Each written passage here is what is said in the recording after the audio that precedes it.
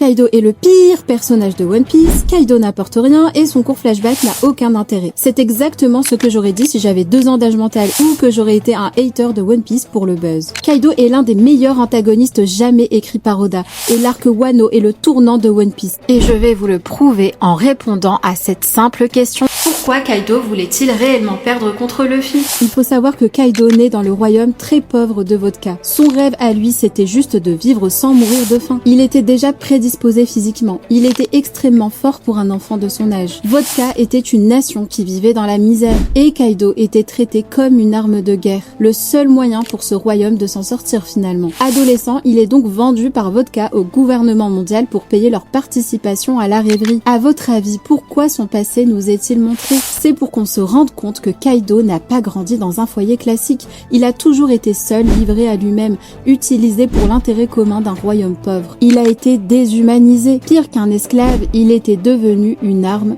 sans âme. Privé d'amour, trahi et craint pour sa force, il était convaincu que le monde est injuste et dominé par la violence. Pour lui, l'être humain était condamné à l'oppression et à la guerre. Pendant longtemps, il pensait que seul quelqu'un capable de le battre pourrait changer le monde. Il attendait inconsciemment quelqu'un capable de bousculer l'ordre établi. Et pour lui, c'était Joy Boy. C'est pour ça que son combat face à Luffy est le plus long et le plus important de tout One Piece. Au fond, Kaido attendait quelqu'un capable de prouver que sa vision désespérée du monde était fausse. C'est aussi pour ça qu'il finit par accepter sa défaite puisqu'il réalise que Luffy était cet homme qu'il attendait depuis toujours. Joy Boy l'avait enfin libéré.